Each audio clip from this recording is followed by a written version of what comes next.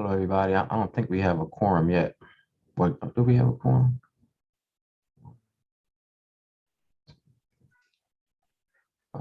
Mr. President, I believe we need one more. Okay.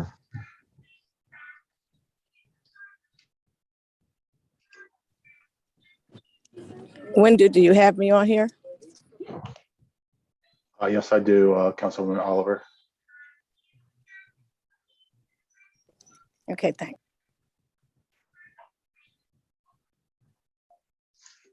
Mr. President, it looks like we have a quorum now.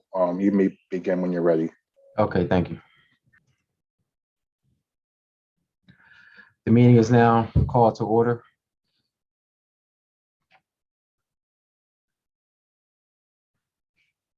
Good evening, everyone. My name is Trippy Congo, President of Wilmington City Council.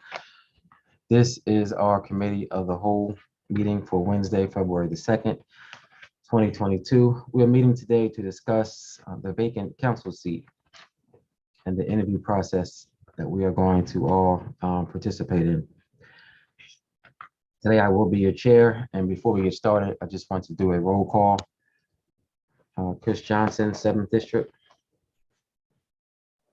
Here. Sinead Darby, 2nd District. Present. Councilman Fields, 8th District. Councilman Fields, 8th District. Councilman Spadola, at large. Present. Councilwoman Harley, 4th District. Present. Councilwoman Gray, 1st District. Present. Councilwoman Oliver, 3rd District. Present. Councilwoman Fields, 5th District. Councilwoman Fields, 5th District. Councilwoman McCoy, 6th District. Here. Councilwoman Carrera, at large. Present. And Councilwoman Walsh, at large.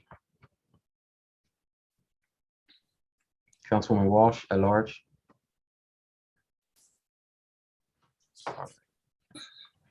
First, council colleagues, I'd just like to share with you that all of our interviews, votes, questions, including selecting of interview questions, all must be done in a public setting, which means that it cannot be done in executive session to be compliant with FOIA and based on the Attorney General's opinion. So again, all interviews, votes, questions, including the selecting of the interview questions, must be done in a public setting. It cannot be done in executive session. And I'm going to ask that you please share which recommendation you think would be best for us to select our the council seat, and among the following recommendations. So we're really just going to talk about the process of how we are going to move forward. Okay. Again, just as a side note, hopefully in the future, this will be taken out of our hands. I don't believe that council members should have a role. I don't think that elected officials should elect other elected officials. I think that is a responsibility and a duty and a right of the public. But we are working on legislation that will hopefully correct that. It is a process that would have to go through Dover. So, and hopefully they understand our concerns and that they will make that a reality. Recommendation number 1, I just want to talk about this briefly. Hold an executive session to approve the selected questions if necessary. Hold candidate interviews in public, and deliberations could be in executive session. We could hold a public vote to select the candidate to fill the vacated seat, which is required. It should be noted that during the interviews under the last appointment, all candidates were sequestered. and electronic devices were also removed. This is the current process utilized. Recommendation number 2, provide questions to the candidates in advance of the meeting. Hold candidate interviews, which will be public. Our deliberations will be public, and hold a public vote to select the candidate to fill the vacated seat, which is also required. Recommendation number 3, hold an executive session to approve the selected questions. If necessary, hold one round of interviews with a small group of council members in executive session. Make recordings publicly available and share it with all of council. Each council member makes excuse me, up to 3 recommendations of candidates as allowed per city code to move forward to round 2. Hold round 2 of You'll never have to experience this kind of stuff, but hold round 2 of candidate interviews, which will be public, on deliberations and executive session. Then hold a public vote to select the candidate to fill the vacated seat, which is also required. So besides those 3 recommendations, do council members have any other recommendations? I see a few hands raised. Councilwoman Gray? Thank you. I don't have any other recommendations, and I had a question about the information you gave us in the very beginning. Does that mean that the questions, the interview questions have to be made public? Or we have to decide on the interview questions in public? I believe we have an option. I'll let Chief of Staff Daniel Walker address your concern. Thank you, President Congo. Councilwoman Gray, you do not have to decide on the questions for this interview. There were previous questions drafted in preceding interviews. It can be the will of the council to just utilize those similar questions. If it is the intent of council to use different questions, those questions must be discussed and decided on in a public setting. Yes. May I continue? Yes, you may. This is just really flabbergasting me. You're saying that we have to decide on the questions in the public so the people that we are interviewing will have their questions prior to being interviewed. Is that correct? According to the Attorney General's opinion issued in 2016, that is correct. I think we need to have an attorney check that. I've never been interviewed where they handed me the questions in advance. I mean, when I was interviewed, that wasn't a situation. I don't think that was a situation when Mr. Johnson, when Councilman Johnson was interviewed either, was it? Did he have the questions in advance? This guidance came from the law department, Councilwoman Gray. Have we used it? Is this the first instance where we are attempting to use it? That seems to be the case, yes. And who? Past precedent was in executive session, but based off of the opinion they researched from 2016, looking at the Christina School District that had a very similar setup for their superintendent search, it was determined that questions and the decisions made on those questions have to be done in public. Okay, I don't even see why we're interviewing then. Everyone will just have the same answers if they're objective questions.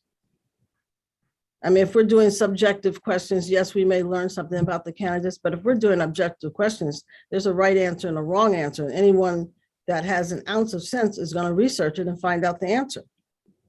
So everyone will possibly have the same answer. So all our interviewing process will be subjective on how they answer it, how they speak, how they look, et cetera, et cetera. So I'm really just, sorry. Whose law department? Was that the administration's law department? This came from the official opinion from the city solicitor's office, council member. Thank you. Thank you. Okay, thank you, Councilwoman Gray. Councilwoman Harley. Oh, yes, thank you, Council President. I am a little flabbergasted as Councilmember Gray because this is the same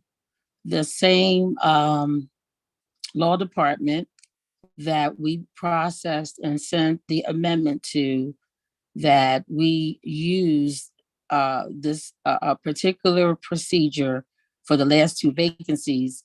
And what I'm not understanding is what was, like, I would have thought that they have done their completed research when this amendment was done. And like I said, it was under the same law department that processed the amendment, that did not object or have any objections to the way the last two vacancies were filled, and they were pretty equitable, and why we're veering off to a school district versus going back to the best practices that we've used. I do not know, but I am asking that we reach out to our own attorneys that City Council has hired and get a second opinion, because I believe that if that was the case, then, and if it was an issue, we should have been made aware of it before now. So I really would like us to get another opinion from our attorneys.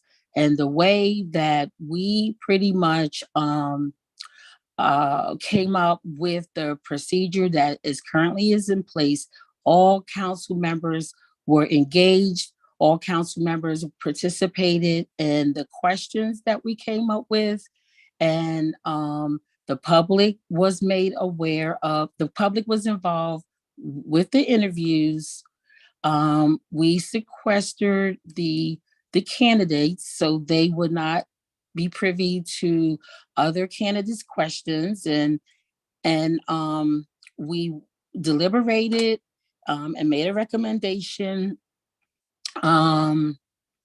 for the vacancy, and came out of the executive session, and we voted on the legislation, and the public was a part of that. Now, one of the things that I think we need to keep in mind is that this is not an election. This is not an election. When the school board votes, that's an election.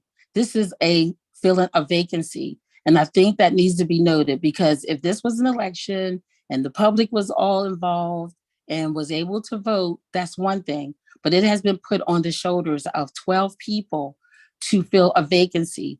And so there's some nuances in what we're doing that is totally different from a school board election. And I really think that it needs to be, and I'm not using the word challenged in a negative way, but it needs to be verified that we cannot use a process where we can go into executive session, because again, this is not a normal election. This is filling a vacancy. So that's all I have to say about that. Thank you. Okay, thank you. Just before we go to you, Councilwoman Cabrera, I'd just like to acknowledge Councilwoman Brigida Fields that is now in attendance. And I will. Thank you. You're welcome. I will. I'll circle back to you, Councilwoman Fields, if you have any other questions. I see your hand is raised. But Yes, I do. I have. okay. Next we have Councilwoman Cabrera.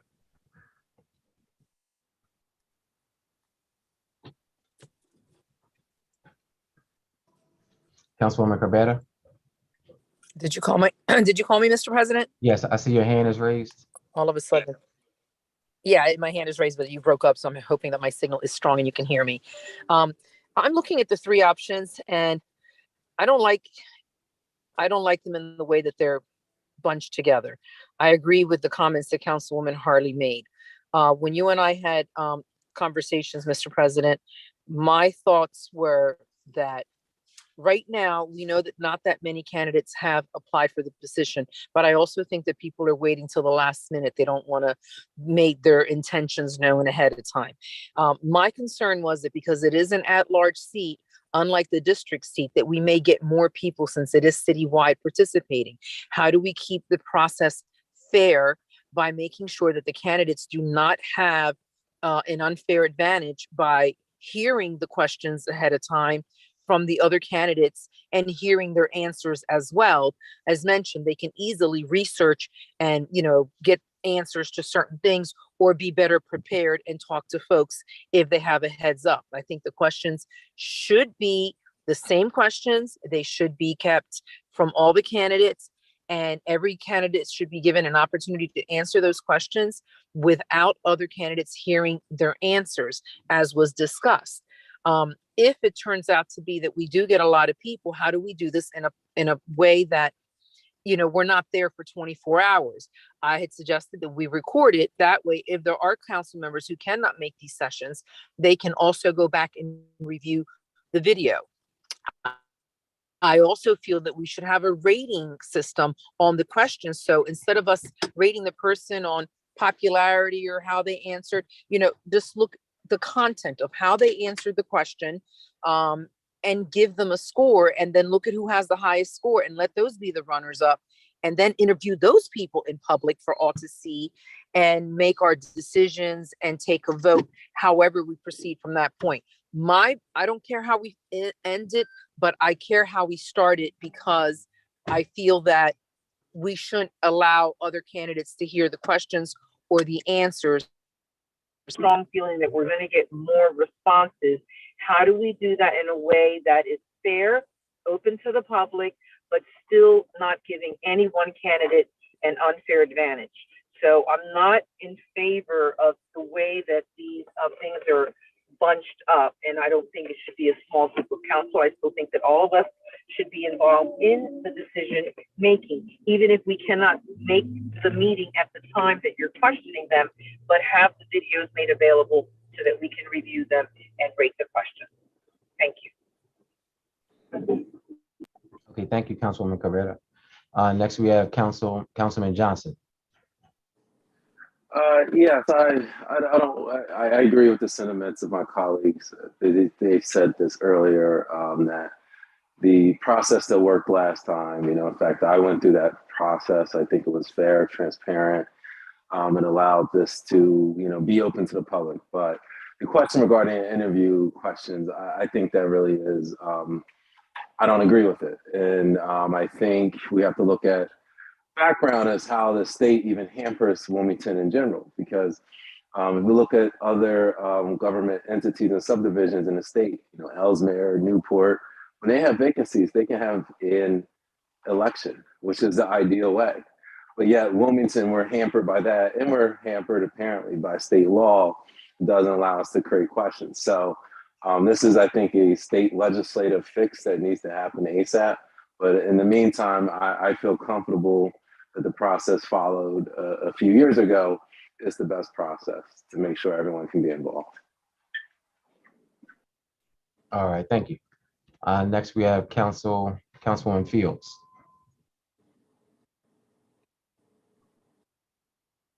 Okay, I'm sorry. Thank you, Council President. My first question, did you get through all three points first? Did you get through all of the all three of the recommendations? Did you get through all of them first, Council President?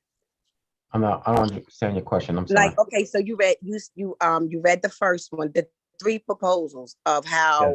you know, how, so you read all three of them already? Yes. Oh, okay. So it's up to a vote whether we say we want 1, 2, or 3. So you're not mixing none of these up. You're just saying if you want 1, vote 1. If you want 2, 2, or 3, or whatever the case may be. I'm just, No, I guess want I'm this- getting, go ahead. I want this to be the will of council. That's why I wanted to have this committee of the whole, so we can decide as a group the best path forward. So we can do a combination of 1 through 2 and 3. If you have another recommendation, we can make that recommendation 4. We're gonna do what the will of council is. I just want us all to remember that the city solicitor, his opinion is just that, it's an opinion. So we can decide to follow his guidelines, or we can decide not to. But again, we just have to decide as a group what we're going to do, what's going to be our path forward.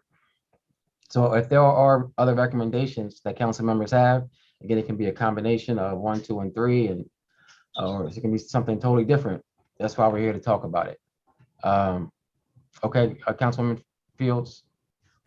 No, I'm not. I have one more. So you Okay. answered my question because you said that my other question, because you said it was just a recommendation from the attorney. It's not something that we have to do. So that was one.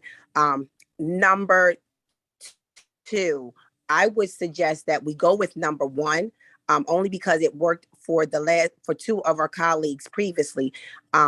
And I think everybody got the email. If it works, let's continue to work it. The only thing is now, because we may have more candidates, I would suggest that we not give them the questions, but we make sure that they're in separate rooms, or they're separated where, one person goes, we interview them, and then another person. We have to figure out some kind of system, but I don't think giving them the answers would be justifiable for anything. It doesn't make sense. I've never been on a job interview and I had the questions before I got interviewed.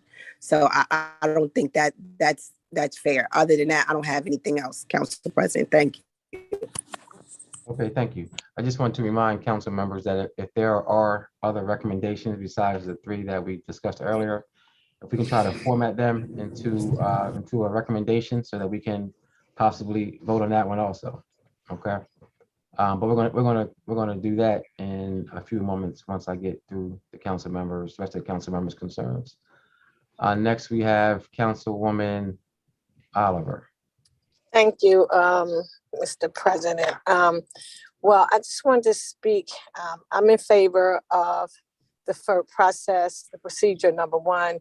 It worked for the last two, and the council members who weren't involved with them too.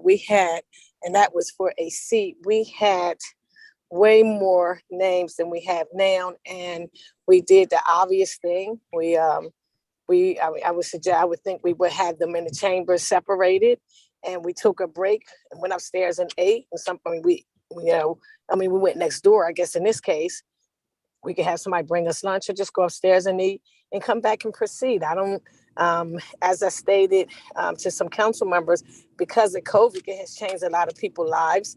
I had 4 people tell me they were interested, but because of COVID, they're scared to come out. They have families. They're worried about, food on their place. So I don't think we're going to have an abundance of 30, 40 people. And we had that before. But that's just my opinion. But I think the process worked very well. Everybody was involved. That was the reason why we changed it, so everybody could be collectively involved. No one... they had different times, but, when you're talking about interviewing, everybody interviews differently. No, I don't think we're talking about adults. I don't think nobody's that desperate for this little money. It's not over $100,000 seat where somebody's going to be trying to see what somebody says and, on and on, because the way we had it set up from the last session, everyone was right there back to back to back. And in this case, we could use council, make sure everybody's separated.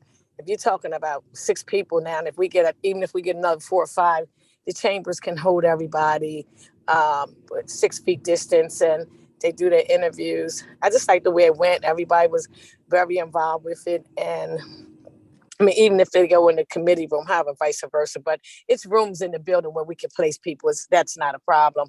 And even when we took the break, the few people was there, they was able to get a little food. It wasn't no big deal. And then we went deliberations and we came up with a name, and that was that.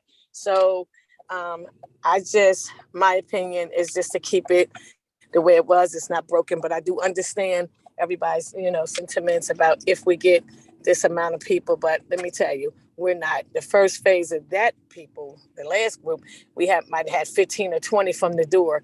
Folks are just not interested in city council because of COVID. People are trying to, just stay safe with their loved ones. That's the feedback I've been getting from making suggestions to some people I thought would be very qualified. And they just right now it's just spare time, and not because of us per se, but because just the way the times is. Thank you, Mr. President. That would be all. So I would be in favor of number 1. Thank you. All right, thank you so much. Councilwoman McCoy. Thank you, Mr. President. Basically, I was just here to reiterate that same sentiment. I am in favor of procedure number one. This process was already amended last term to make certain that it actually included all of council, not just that executive session or whatever, or of just the 5 council members. Made certain that all the other council members were included, and I felt that it went smoothly on both. We actually had 2, who are still with us, 2 council members that were actually selected. So if there's any changes or whatever that needed to be made, I don't see where they had to happen, especially when it comes to the questions. To be able to decide what those questions are, for us to decide what those questions are, to leave them the same and ask repeatedly to each person who was interviewing. I'm like, I don't feel like that's an issue. Giving them ahead of time, you know, as Councilman Gray said, that's kind of that's different when it comes to an interview.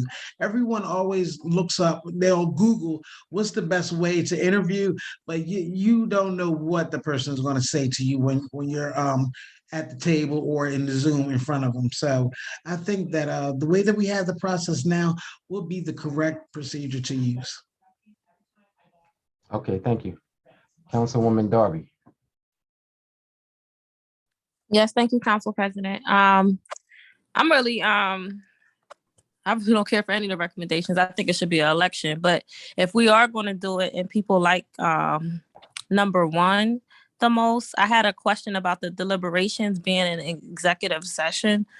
Why would that need to be held in private versus in public? Like, that would be my only questions. And I really don't care which procedure it is, honestly. But if we're going to do deliberations, why can't it be in public? That'd be totally up to us, whatever we decided as a group, as a council.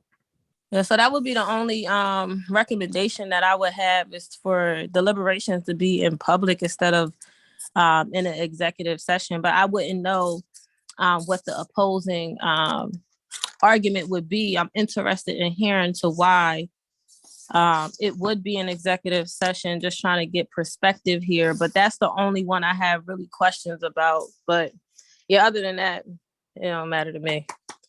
Okay, thank you. I'll circle back to Councilwoman Harley. Yes, thank you, Council President. The document that was sent to us, well, number one, was under a completely different Attorney General. In 2016, it was Attorney General Matt Den. So to me, that I'm not saying it disqualifies, but we have a new Attorney General.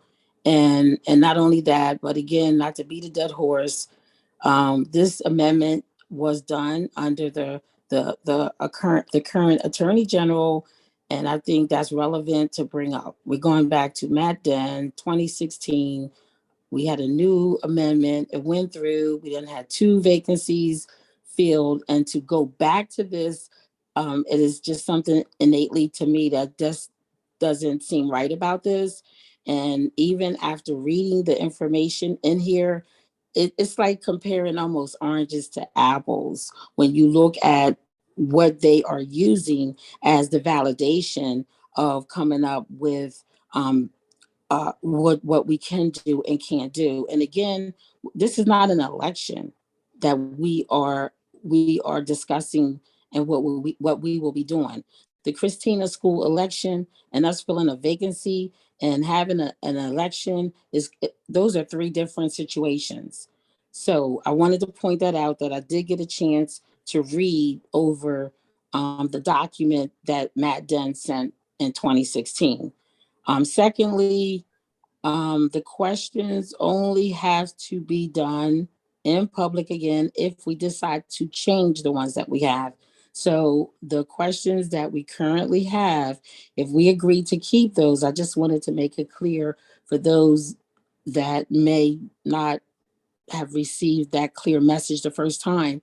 If we leave the questions the way they are, we don't have to, revisit that or have to think about doing anything at all. The only reason we would have to change something or do it in public as far as the questions is if something changed.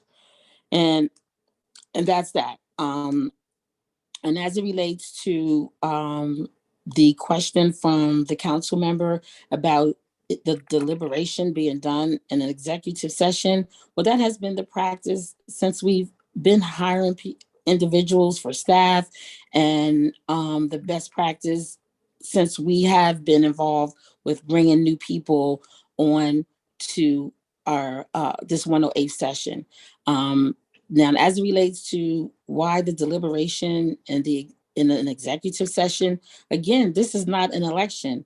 I feel like yourself and council president and any of my other colleagues, as it relates to, I think it should be an election. It shouldn't be put on the shoulders of 12 council members to have to come up with this whole process. I don't think that it should be on our shoulders, number one, because it's not an election. And so deliberation and deliberating on this, it's not a public election. It is on the shoulders of the 12 of us to come up with what we're doing. So, I mean, it could be looked at this way, or it could be either way. At the end of the day, let's keep in mind, we're filling a vacancy and this is not an election. And so we should keep that in mind as well. But again, number one has not been a problem, and it was a smooth process. Councilmember Oliver, she mentioned, how that could work. The council chambers, we can have those candidates sequestered in the chambers. There's plenty of room in there. When it's time for them to be interviewed, they can go into the committee room to be independent, away from the rest of the candidates. So, I mean, when you think about the process, that pretty much could be the process. They come in, sit in the chambers, they be sequestered, remove their devices so they can hear, or no one can send them information about any of the questions. They go in the committee room, do their interview. When all the interviews are done, we deliberate and come up with our recommendation. And then when we vote, the public can hear how we're voting. And as it relates to the number of candidates, if it's up to 13, okay, I think that is doable. I believe that we had quite a few candidates for either the last vacancy or the one before that. So again, the number one could work either for a set of 10 or 11. And if possible, either we can schedule time, a number of hours, whatever's needed. We can be there a number of hours, or we could decide to do it in 2 days. So I just wanted to share how it has worked, and if we needed to use the process this time, depending on the number of candidates, we can just decide how to do it. Do it 5 hours, or do we want to split it up in a couple of days? That's all I have, Council President. Okay, thank you. Councilwoman Gray. Thank you, Mr. President. Well, I was so concerned about the questions, I think I forgot to say that I am supporting number one, but I'm still back to the questions. I agree with Councilwoman Harley's first suggestion that we go back to our attorneys. I mean, we've hired attorneys for this session, so I think we need to get their opinion. And as a lot of us know, the law can be interpreted many different ways. And this is just one interpretation that we have to make our questions public. One of my other concerns about the questions being public, my understanding is that we may have some candidates that interviewed last time or interviewed when I interviewed for my seat. And if it's the same questions, they have an advantage right there. So I do think the questions need to be changed and not shared with candidates. But the other thing is that I had discussed with Councilwoman Cabrera about the point system. And most of the interviews that I've been involved in other agencies, the people listening to the candidates being interviewed usually have a sheet. And it would be interesting to have a sheet which scores from 0 to 5 in different areas. And the areas that I think are important would be verbal, written, their knowledge of programs in the city, because this is a citywide position. This is an at-large position, and one objective question. And that way we get, when we go into deliberation, you have some idea of where a person's strengths are, and they can cut out a lot of the arguing. Everyone's still independent, and you don't have to vote with the person that had the most points, but you do get an idea of what your fellow council people think of a candidate. And it's just smoother, cleaner, and one way that we could go to start our deliberations. Thank you. But I would like someone to tell me when we can ask our attorneys to answer the question about the fact that we have to share our questions with all the candidates before the interviews. Thank you. Okay, thank you, Councilwoman Gray. Councilwoman Oliver. Thank you, Mr. President. I just wanted to piggyback off of what some of my colleagues said, which is all good points.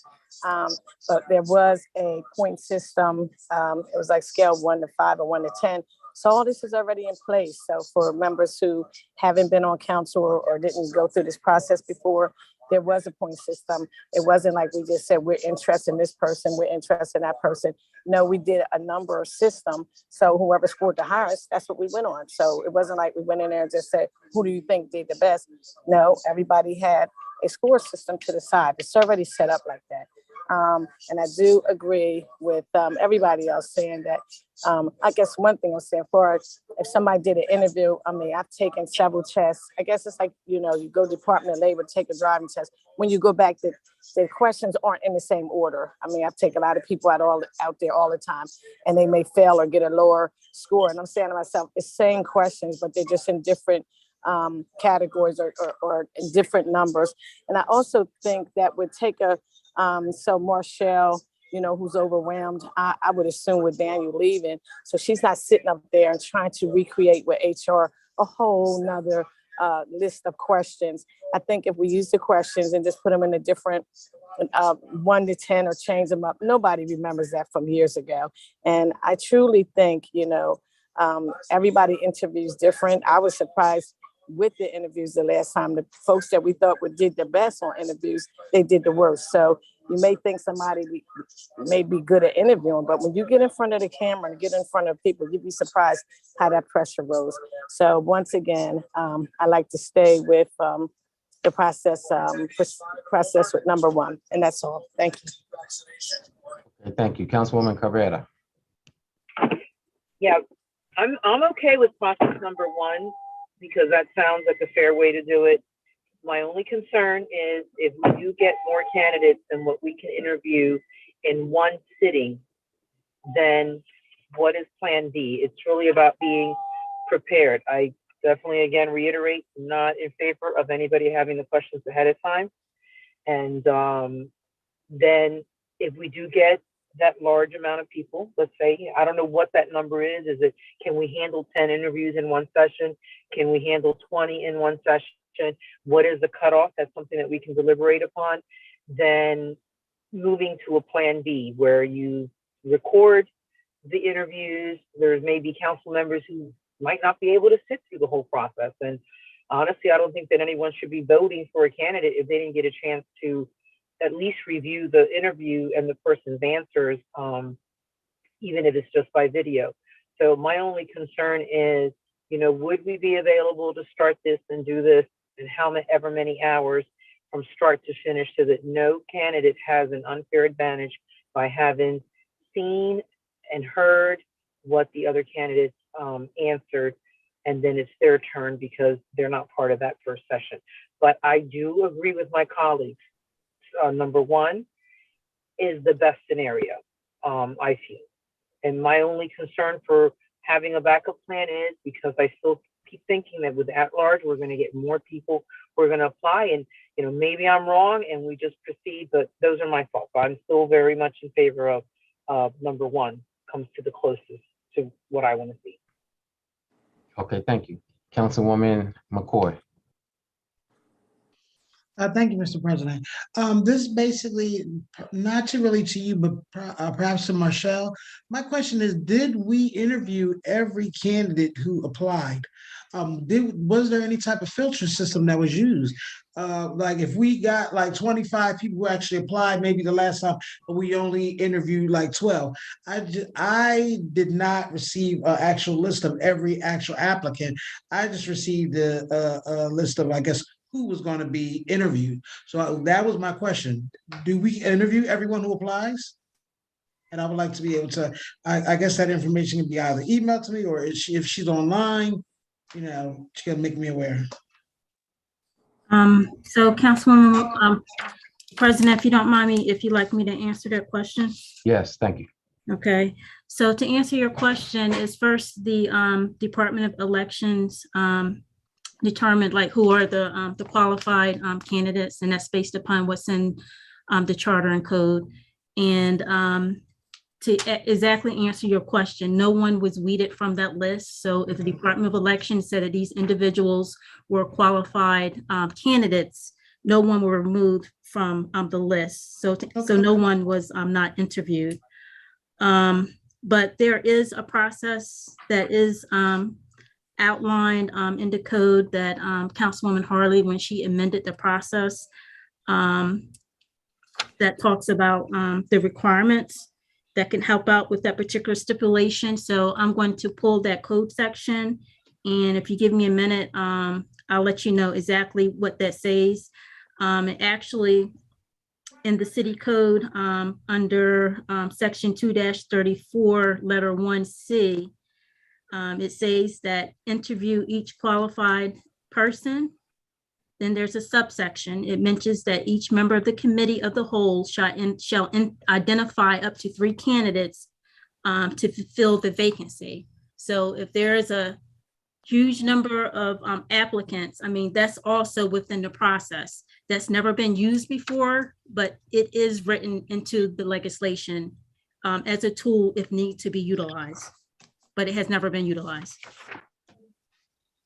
Okay, thank you. Thank you, Marsha. All right, thank you. I do see that there are some people here from the public, so I want to give them an opportunity to speak if they would like to before we go back to any council members' questions. So if there is anyone from the public who would like to speak, if you can raise your hand and we'll give you access to your mic.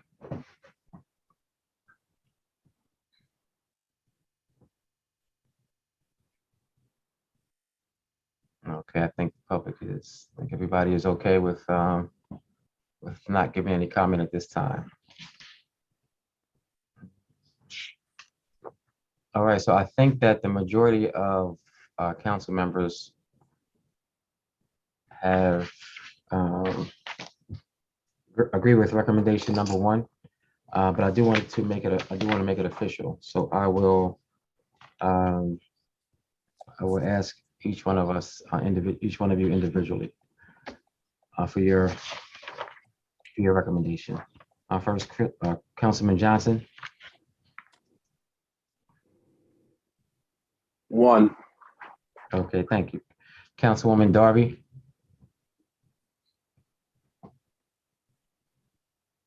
I want to go with 1. I know we're voting. Is this like official vote, or are you just making a recommendation? Yes, this will be, because I didn't want to decide on my own. I wanted council to be a part of the process. So whichever recommendation comes out will be what we can always amend it if we need to, but this will be what we're going to move forward with at this time. Okay, then recommendation 1. Okay, thank you. I don't see Councilman Field. Councilman Field isn't on, right? All right, Councilman Spadola. 1. Councilwoman Harley. 1. Councilwoman Gray. 1. Councilwoman Oliver. 1.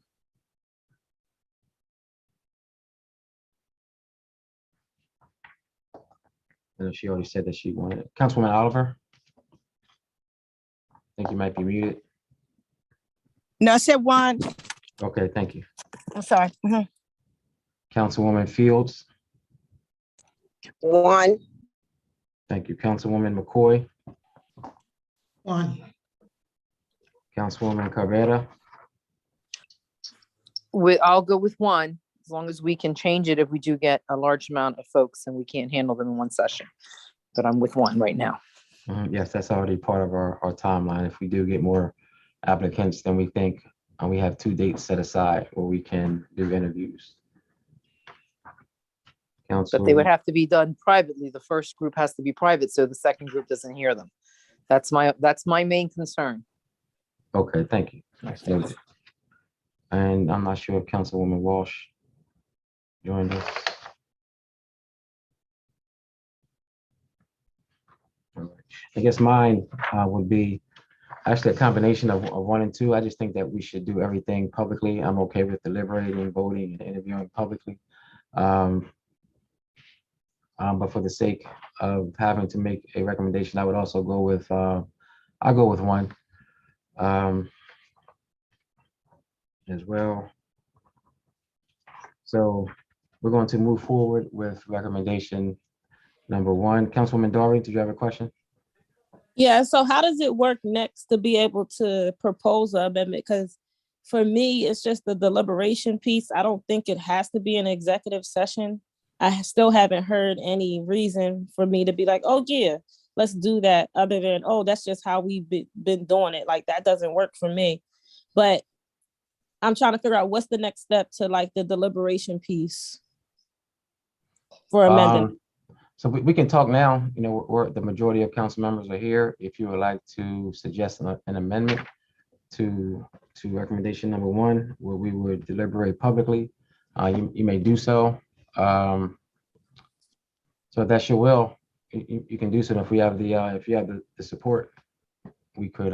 Yeah, I'm not sure what the support is, so I wouldn't know. But I can throw it out there. Like, I support. Like, I don't think the interview question should be public. I agree with that. But the deliberation, I don't see a point of it being an executive session. So I guess I do want to open it up for, I guess, a vote or a conversation, whatnot, to see if we can change that piece to public. Okay, Councilwoman McCoy.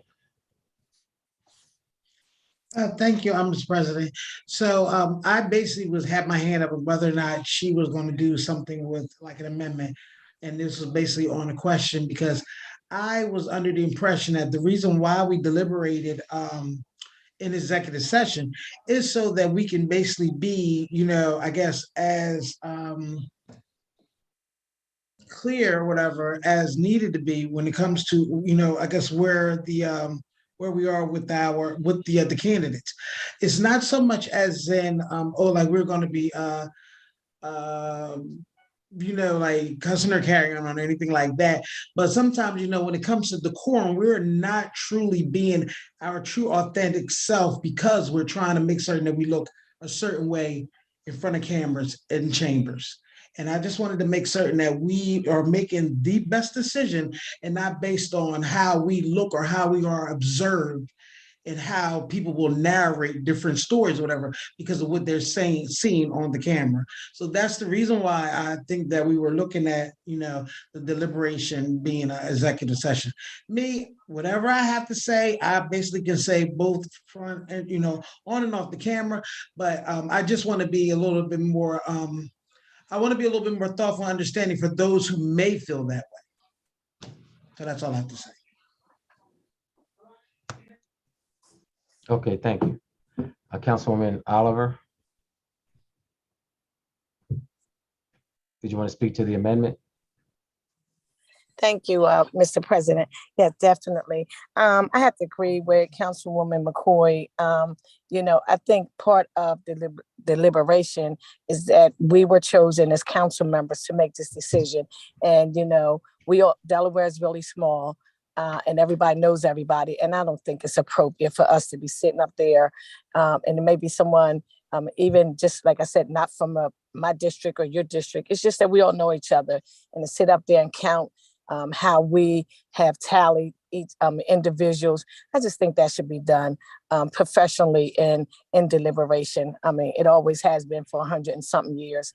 I don't think that's appropriate at all for us as council members to be, well, what do you think about, candidate number one? I think it's rather embarrassing, and will give the news journal just more to talk about. So as y'all all stated, I'm with one, in the deliberations. I just think not that, as she stated, nobody's doing nothing crazy, but that gives us the time to tally up the votes and make a mature decision based on the numbers. But to say, I've already heard 2 or 3 individuals. I wouldn't want them to sit up there and say, "Oh wow, this is what they did to me," or be, I just think it's immature. I think it would be very inappropriate for us to be tallying up how a person scored. I've been on a lot of interviews. I take people all the time. Who would want to sit there and hear that you're at the bottom of your numbers at the bottom of the tally, even though you're automatically going to know you're not chosen once we come out of deliberation. I think that's enough in itself, but I think that's embarrassing to do that in front of everybody. I think it's very inappropriate. Thank you. So I am for staying in deliberation, just for the purpose of not hurting anyone's feelings. All right, thank you. So just for the sake of trying to streamline this process, if there are any council members who would like to support the amendment, I'm going to ask you to raise your hands, so that I just don't want all of us to kind of say that we don't support it if there is not enough support. So if there's anyone who does support that amendment, please raise your hand so that I can acknowledge you. And then if there seems to be enough support, we can move forward. Councilman Spadola. I was just raising my hand to support it. To support, okay. And Councilwoman Darby. Yeah, I kind of made the amendment, so I'm in support of it. Yes. Yes, I also am in support of it. I mentioned that earlier, but I think there's only 3 of us. So we're going to move forward with recommendation number 1 as it is written. Again, if we need to adjust anything later on down the road, we can definitely do that. Councilman Spadola, did you still have your hand raised? No, okay. Councilwoman Gray. Yes, do I need to make an amendment about the questions? Because as I put in the chat, people can go back to the archives and look up the interviews. I think the questions need to be changed. I definitely don't agree with giving them out, but is that a separate part of, I'm in favor of number 1, but is that a separate part? So how do I go forward to make sure we change the interview questions? I think it's just a matter of, the majority of council members are here. So if that's an amendment that you would like to move forward with, you can make that. And then I would ask any council members who are in support of that to raise their hand so they can be acknowledged and speak. Just like we did before with, yes. Okay. Yes. Well, my amendment is that we change the interview questions. And my reasoning is that anyone that wants to hear or see what the interview questions are and see what the answers are by the people not selected or the people selected, they can just go to the archives of the meeting. So I'm for changing the questions, and that's my amendment. Okay, so at this time, I would like council members who are in support of that amendment to please raise your hand so that I can acknowledge you, just so we're not, so I just want to be able to streamline the process. So if anyone is in support of the amendment, please raise your hands. Councilwoman Darby. I am in support of it. I'm raising my hand. All right, thank you. Councilwoman McCoy. Yes, I am in support of changing the questions. Thank you. Councilwoman Cabrera. Yes, we should definitely change the questions. Thank you. Councilwoman Gray. Sorry, like Councilwoman Darby said, yes, it's my amendment. I support it.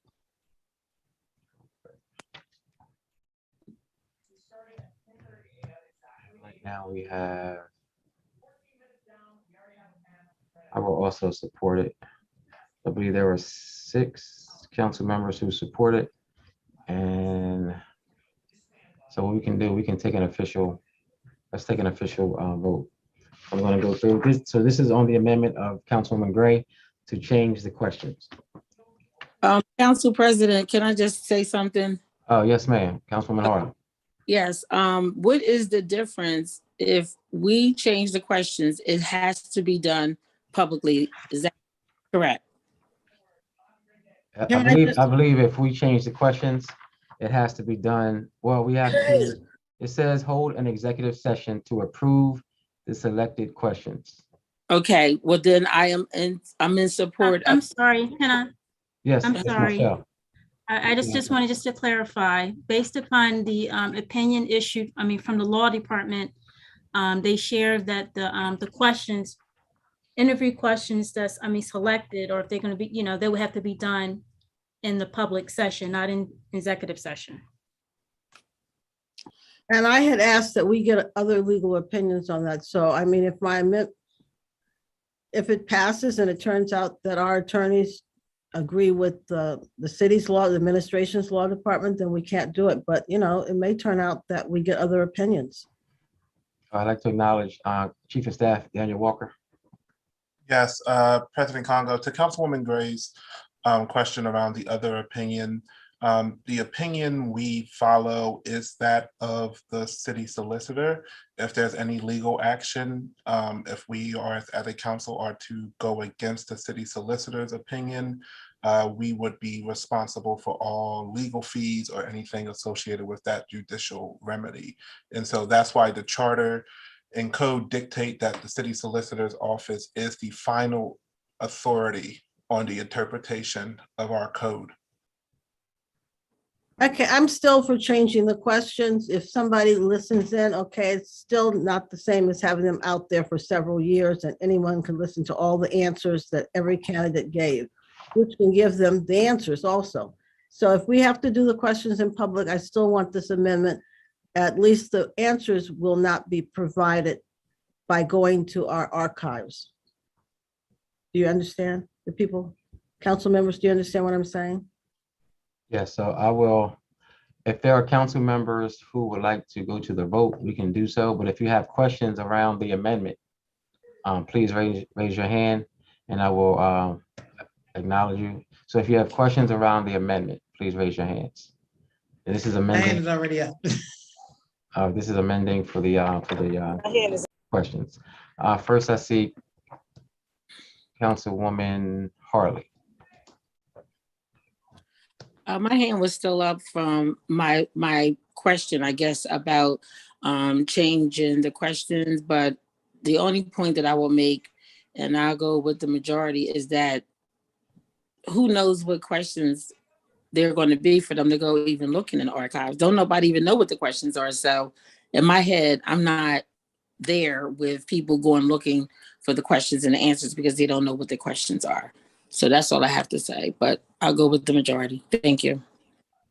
All right, thank you. So again, if anyone would like to speak to the amendment, to Councilwoman Gray's amendment about changing the questions, please raise your hand. Councilwoman McCoy. No, actually, I had a question. So my thing was, I was in support of changing the questions. When we talk about actually making certain that the questions are public, I'm not certain on how, what that means or how that works. When are we making them public? Are we making them public the day of the interviews, or because if you're just going over the questions on the day of the interviews, no one really has time to truly prepare. So that still wouldn't be, to me, be a real issue. But if you have to put that information out prior to, the actual interviews, I guess that would defeat the purpose of changing the questions. All right, I see Marcelle's hand was raised. I'm not sure if she wants to address that. Okay. So as far as the questions, it's not so much that the questions would be provided in advance, but that the council as the committee of the whole will determine what those questions are. And there will be new questions from the previous session if you go for it with the amendment that Councilwoman Gray just made. Does that answer your question, Councilwoman McCoy? I'm still kind of confused. Yeah, I'm still not quite clear. I'll talk about that offline, but as I stated, I am still in support of the question. So if I can clarify, Mr. President. Yes, you may. So If there were to be, for the questions to be determined, council as a committee of the whole would determine what those questions are. So before the interview, we can sit there to determine what the questions are for the candidates, unless you want to have another committee of the whole meeting prior to that. So council collectively determine what the questions are. That was what was done the prior session, was council as a whole, or whatever that committee was, determine what those questions was. Okay. I'm sorry, I didn't realize I was muted and I was just talking. My apologies. So, No, you weren't muted. oh, okay. No, you were fine. Matt follow, Yes. Mr. President. Yes. Okay, so thank you, Marshall. That does give me more information. And if we actually just, if we are submitting questions and then deciding which ones we're actually truly going to ask, whatever, right before we do the interview, I don't think that that's an issue. And Marshall, you're saying that that would be the process, right? We would do it just before we begin the interview process? Yes, that can be done right at that particular time. Okay. And once again, it's for you, if it's for y'all to determine if you believe that will be the best process. Okay. All right. Thank you. Councilman McCoy, any other follow-up? No, thank you. My questions have been answered. All right. And if anybody from the state is watching, this is exactly why council does not need to be a part of this process. It's way too complicated, way too many different varying factors that just, in my opinion, I know we all talked about it, but we just really need to be taken out of this process. So hopefully that the state will, they will be aligned with us in this. Councilwoman Michelle Hartley. Thank you, Council President. So I just want clarity. Are we saying that that we're going to come up with questions before the interview? Yes, if this amendment passes, I think Councilwoman Gray's intent is to come up with new questions that would be decided on the day of the interview before they started. Okay, that's gonna be quite a bit of work. I'm just saying, like, Yes, how to gauge how much time is needed in addition to the interviews. I'm just saying, I'm just weighing in because I was a part of the process and a number of us was a part of the process when we came up with the original questions. That's number one. Number two, we use these questions for 2 vacancies. Can Marshall answer that question? Because again, this is going to be the 3rd time we're doing this, and I'm just curious to know, did we use the same questions for the 2 vacancies? Councilwoman Harley, President Congo, if you don't mind. Yes. Yes, so for the questions, we did use the exact similar questions, and it was actually based upon categories. For example, qualifications for the office, awareness of time commitment and involvement for the city, awareness of fiscal, fiduciary, and budgetary mandates, temperament, as well as awareness of separation of powers with the role of city council. And within those categories, there were like basic questions. So yes, the same thing was utilized. I'm sorry. I kind of remember that, but my whole point in bringing this up was that there was no issues when the second vacancy came up. Like, no one really had a handle on these questions as it related to, they probably remembered them from the last time, or somebody going looking at a video.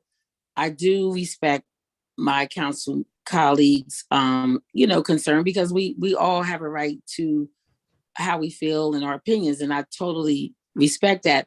But I do think that we're adding on another layer of complexity to this.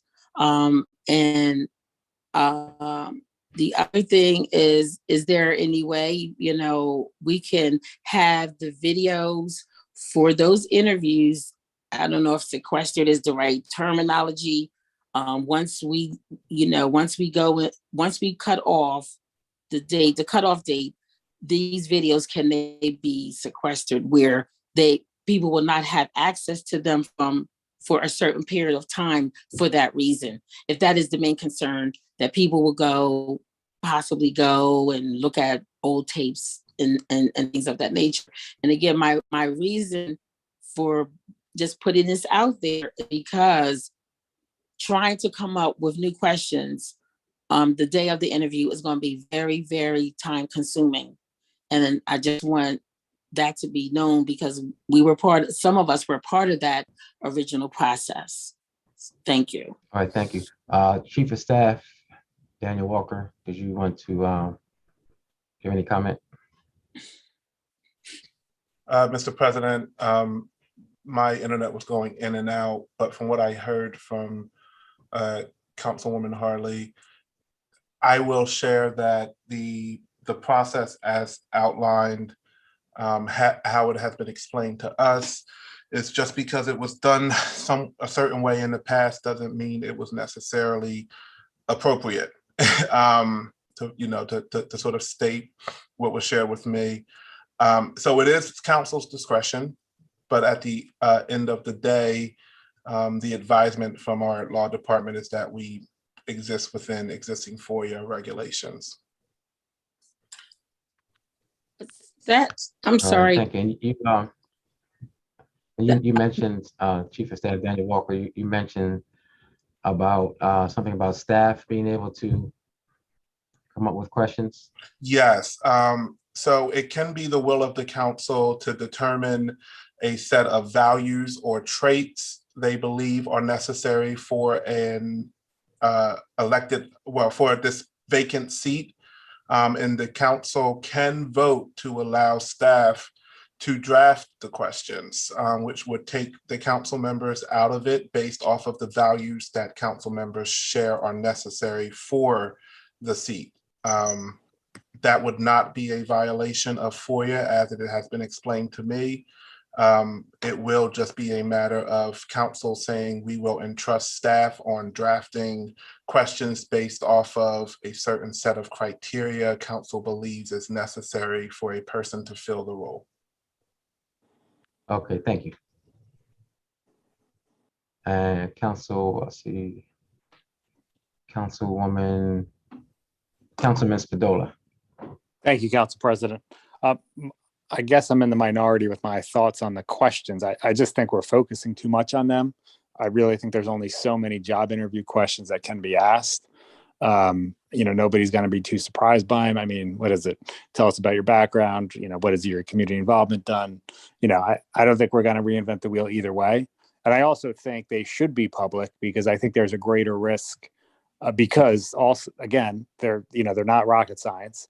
And two, I think there's a greater leak of if we tried to keep them private, somehow they might get to a preferred candidate.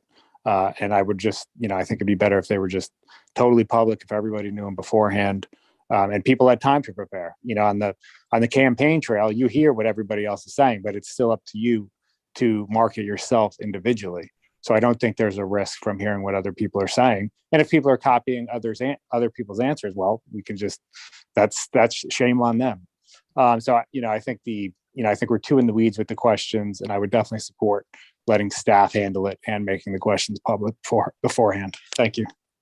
Yes, I do have to agree with you, Councilman Spadola. I'm going to go along with what the council wants as a whole, but my recommendation honestly would have been number 2, just because it gives the candidates the questions. And again, I just think that we're putting too much thought into it. You put it perfectly, so I'm not going to reiterate everything you just said, but I think one of an eye-opening comment that you just made is that even if we had the questions, there's an opportunity for those questions to be leaked, and for us to take all of that out of the equation. I think that we just do everything publicly, give them the questions. Like you said, it's not rocket science. I think most council members are going to already have their preferred people that they want to support. But this is a process that we nonetheless still have to move forward with. But we're going to let the council decide as a whole. But I just think that we are kind of putting a lot of too much pressure on ourselves to try to make it a fair process. And we want it to be a fair process, but ultimately, questions could get leaked. Someone could go back and start looking at those questions now They don't have to wait until the day of the interview. They can research those committee meetings and find out what those questions were now. And I think it's just going to be up to that person to be able to sell themselves to us that they are the best candidate. I don't think it's going to come from the way they answer a question, when most of the questions are going to be pretty generic, and they have to be. So I'll take some more feedback. I think that we are still trying to decide on the amendment for Councilwoman Gray to be able to change the questions. So again, if anyone wants to speak to that, please, I do see some council members with their hands raised. But if you want to speak to Councilwoman Gray's amendment of changing the questions, please keep your hands raised. Right now I have Councilwoman Oliver. Thank you, Mr. President. Now I'm in full agreement of allowing the staff to come up with the questions. I do agree that would be too much on us. And then after, hearing the far as FOIA, you may have a candidate that's a friend of yours, and you could just ask them to give you the question and ask them vice versa. So I would be in favor of the questions. So I would like to add my name to the amendment what Councilwoman Gray stated, but I am only in favor of that if the staff is making up the questions, not council members. I think that's too much on us. Thank you. I'm going to go back. Thank you. I'm going to go back to Councilwoman Gray quickly, because I don't want us to make this process longer than it really needs to be. So Councilwoman Gray, did you want to put some clarity around your amendment? I want to say several things. Yes, it may be put in another layer. And yes, I'm not trying to make this difficult, but not only do I want it to be fair, but I want to get the best candidate. And the questions don't have to be simplistic. They don't have to be generic. I mean, I've been on many interviews for other state agencies and for state agencies, and you can come up with novel questions or questions that reveal someone's personality, not just the facts. And I don't have a problem with staff doing that. And the categories that Marshall read are appropriate categories. But I would add that if a council person has a question or a category that they're interested in, that they be allowed to submit that to staff for consideration. Okay. But I don't have a problem. If we pass that the questions need to be changed, I do not have a problem allowing staff to make the questions if council can give some input. Okay, and we definitely can give input. So I want to make sure that again that we're not double speaking on this amendment. So your amendment, Councilwoman Gray, is to have new questions and have the council and the staff work together to come up with those new questions, but ultimately the staff will have the autonomy to create those new questions. Correct. That's what we're going to vote on? Yeah. Okay. All right. Okay, so I'm gonna I see a couple more council members have their hands raised. Councilwoman Cabrera. Council President, I am, yes, I'm still in favor of this amendment, but after hearing Councilman Spadola, basically give the point of view in terms of having the questions ahead of time. You know what? He made a very good point. As elected leaders, we're asked questions all the time, and we may not always answer the questions the same way. I still kind of feel that it would be an unfair advantage if people heard the questions ahead of time or how the other candidates answered. But I'm actually okay if the questions are made public. So whatever we decide, I think, I've been convinced by the conversation here tonight that I'm all right with that. But I'm definitely in favor of us coming up with new questions. Thank you. All right, thank you. Councilwoman Harley. Okay, thank you, Council President. From my understanding, and I already said I would go with the majority, but the whole premise of this conversation was because the new candidates can go and look at the old, they could go online and look at the videos. So now we're saying, oh, we're going to change the questions and now we're going to give them out anyway. So in my mind, I'm thinking, if we are going to give the question, excuse me? Yes, I don't think that's part of the amendment. Pardon me? I don't think that's part of the amendment of us giving the questions ahead of time. I think a few of us gave our opinion about giving the questions out ahead of time, but that's not a part of the amendment that we're going to vote on. Okay, all right. That's why I raised my hand because I was not sure. So Okay. thank you. All right. Yes, so I'm in favor of staff helping to compose whatever new questions that we have. Thank you. All right, so I'm just going to make it official and ask for everyone's vote yes or no on Councilwoman Gray's amendment.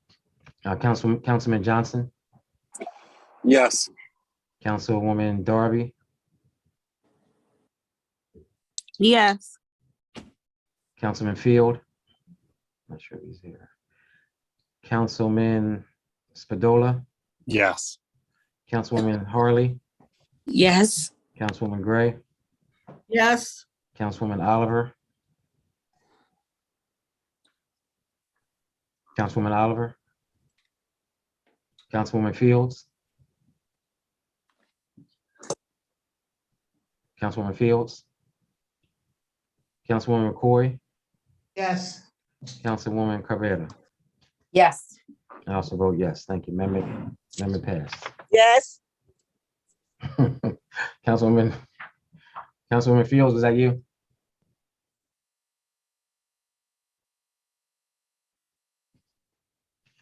Okay. Yes. Okay, thank you, Councilwoman Fields. Okay. Definitely a healthy conversation. I appreciate my colleagues for being a part of that conversation. I do see some hands with Councilman Spadola. Thank you, Council President Congo. I would like to make a motion that we make the questions public to avoid any accusations that any candidate might have been provided them personally, but not others. All right. So, excuse me, at this time, we will take a vote of yay or nay on to make the questions public. Councilman Johnson,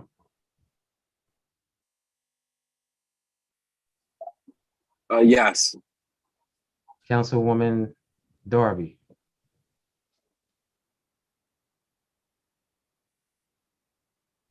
Councilwoman Darby.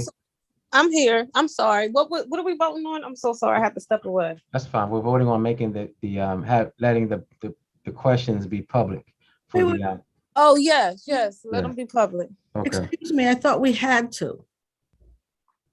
I think that Councilwoman Spadola, I don't want to speak for you, so I'll let you explain your amendment. Sure. So I mean public and beforehand. Right. I don't mean, so obviously the questions will be asked publicly, but I mean provided to them publicly and before the interview. Please, Mr. President, I thought that Marshall said that the process was to make them public when we decide on them right before interviews. So I need some explanation of when Councilman Spadola is discussing he wants to make them public. Because now we've given the authority to staff to craft the questions. So is there going to be a date they have to have them ready? When we discussed this, I thought it was right before the interviews, the questions would be made. And we decided that was too much for council, so staff would have them. So please, Councilman Spadola, would you clarify when you want to make these things public? Sure, I think Councilman Spadola, if it's okay, before you go, I'm going to let our chief of staff, he has his hand raised. I think you may want to address it. Actually, President Congo, Councilwoman Gray got to the comments I was going to make. The questions would need to be made public if council themselves were discussing and crafting them, but since that power has been given to staff, the questions do not need to be made public. And so Councilman Spadola's motion is that after staff drafts the questions that we make them public. But I can't speak to, obviously he'll speak to the intent on the timeline for those to be made public. Okay, thank you. Councilman Spadola. Thank you. My motion is for the questions to be made public, assuming everybody is being interviewed the same time, to be made public 24 hours before the interviews. And Councilman Spadola, if for any reason we have to have 2 days of interviews. If we get, for some reason, if we get flooded with applicants and we have to break it up into 2 days, how do you feel? You still fine with, being I made do. public? Or I just- do. I Okay. think there's I just wanna greater make sure. risk. I think there's greater risk to pretending they're secret and private. Right. That they're I just agree. out. Okay, thank you. All right, so we're gonna continue with the vote since we got that clarity. Councilman Spadola, Yes. and again, we are voting on making the public allowing the public to have access to the questions 24 hours before the interviews begin. Councilwoman Harley, Yes. Councilwoman Gray, No, Councilwoman Oliver, Councilwoman Oliver, Councilwoman No. Oliver, No. no. Councilwoman Fields, No. Councilwoman McCoy,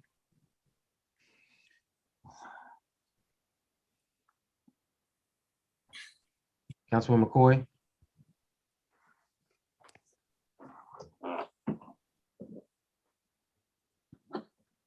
Councilwoman Cabrera, Yes, yes. Councilwoman McCoy, I'm so sorry.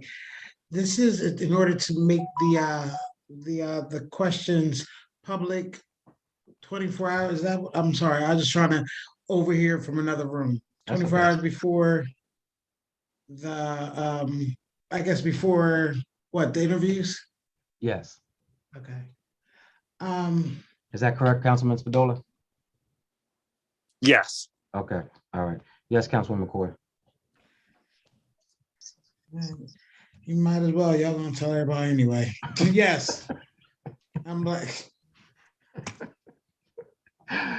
Excuse me, and my vote is also on a yes. So we have 1, 2, 3, 4, 5, 6, 7 yeas and 3 nays, so amendment passed. All right.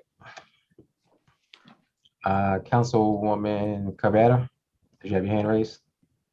Oh, no, that was from earlier. Thank you for calling on me. Let me lower it. Okay. All right, Councilwoman Harley, did you have your hand raised still? Yes, Council President. I will say this. The way it was explained was a little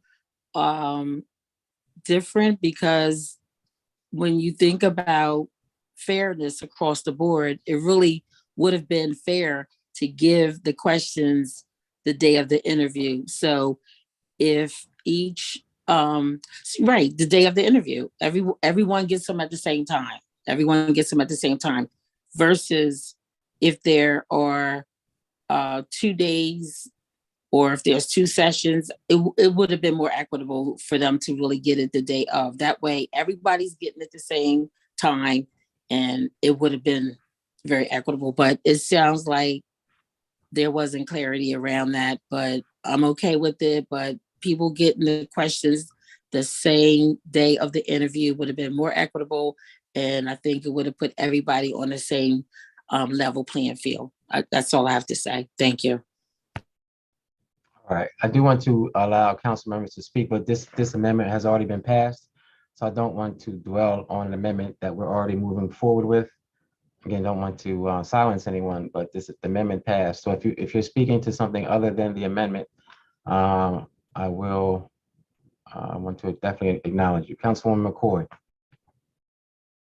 okay, thank you, Mr. President. So I'm not actually speaking to the amendment. I voted and I'm fine with it. This is more so about the submission of questions. Now, from what I remember doing this previously, and we submitted questions, that did not mean that that was the question that was asked. If we're going to give out all of these questions or whatever, that does not mean that we're going to ask all of the questions. If we make certain that that the people who are interviewing get all of the questions and say it's about 15 of them, but we're only asking 8, they may not know which 8. It is what it is. I'm just wanting to make certain that there is, because what we're trying to say is, I don't want this one to know and that one to know. the whole reason why we're here, whatever, that information was only between council, but it was spread pretty much citywide within a matter of minutes before I even got a chance to open up my email. So it's not like it's going to be held. So I don't have a problem with putting the information out there, but I'm like, if you wanted to be strategic, we can actually put out more questions than we truly ask. That's my Okay. comment. Excuse me. Thank you, Councilman McCoy. Councilwoman Gray. I was just going to compliment Councilwoman McCoy. I think that's a phenomenal idea. I think it resolves all the problems. They get the questions in advance, which some people want, but those are not, we're not going to ask all of those questions. So I think that's phenomenal. I think we should do that. I totally support that. Thank you. All right, thank you. We can also handle that internally with staff. Councilwoman Fields. Thank you, Council President. I just would like to agree with my colleagues, Councilwoman McCoy and Councilwoman Gray. I think that is a great idea. So, I mean, is that going to be a part of the amendment or no? So the amendment already passed, but I think we can handle that internally with staff, just by our conversation with staff. Okay, that's all I want. I just want to make sure it's done. Thank you. Okay, all right, thank you. Okay, seeing no more hands raised, I'm gonna go to our timeline. It's gonna be our goal to have someone in the vacant seat by the first meeting in March, just before the mayor gives his budget address. We definitely want them to be grounded and able to be a part of the entire budget process. So next week on February the 8th, the resume collection will end. So you have up until, I don't know how specific we need to be around the 8th. Or are we saying, this is something probably for Daniel. Are we saying a certain time on the 8th? Daniel, I see you have your hand raised. Can you address that, please? Yes, sorry, Mr. President. The 8th is an internal timeline for staff. The timeline that has been publicized to the public is actually end of day on February 7th. And so we will take all applications until 11:59 p.m. on February 7th. Okay, all right, thank you. Thank you for that clarity. On February the 9th, so again, just to reiterate, to the end of the day, February the 7th, we will continue to accept resumes until 11:59 p.m. On February the 9th, we're going to verify with the Department of Elections who are the qualified candidates for the at-large seat. We're also going to share those names with council of all of those qualified candidates.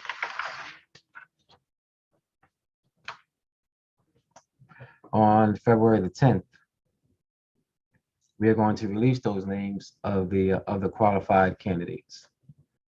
On February the 16th, there will be a posting notice for February the 23rd and February the 25th, if necessary, for the committee meeting of the whole. So again, February 23rd and February 25th. Also on the 16th, there will be a letter or email notification to all of the qualified candidates confirming time for the interview for the at-large vacancy. And though again, those interviews are scheduled for the 23rd and if necessary, the 24th. On February 22nd, we're going to have a news release of the reminder of the 23rd and the 24th meeting in the agenda. On the 23rd, we're going to have our committee meeting of the whole at 5 p.m. Councilman Spadola, I see you have your hand raised. Thank you, Council President. Can you confirm the dates are the 23rd and 24th, that Wednesday and Thursday? Yes, is that correct, Chief of Staff Daniel? I'm sorry, Marshall, I see you have your hand raised. Yes, those dates are correct. What we have on hold, one of the things that's not firmed up yet, although we mentioned 5 p.m., is I'm not sure if you might want to start earlier, depending upon the number of candidates. So we're approximately looking at 5 p.m. You might need to change that. I'm just not sure at this moment, but typically at 5 p.m. you normally get more people to be part of the process. Okay, all right, thank you for the clarity. You okay, Councilman Spadola? Yes, thank you. Yeah, the 23rd and 24th. On the 23rd, right now we are aiming for a 5 p.m. start for our committee of the whole meeting. And the qualified candidates will be interviewed. We will also have public comments and deliberations. A notice to all the council members for our recommendation. We'll have a news release. Again, this is just if we only have that meeting for the one day. Just assuming that all interviews have been completed. On the 24th, if necessary, we will have our second committee of the whole meeting. Again, aiming for a start time of 5 p.m. Same process, we'll have the other interviews, public comment, deliberations, and the news release. That's pending if we have to go 2 days. On February the 25th, letters or emails will be sent to the non-recommended applicants and also to the recommended applicant. And then on March the 3rd, we will have at our first city council meeting for that month, we will have a resolution approving the committee of the whole recommendation. We will have the swearing in and the oath of office and a resolution approving the committee assignments. All right, do any council members have any questions? Are there any questions from anyone in the public?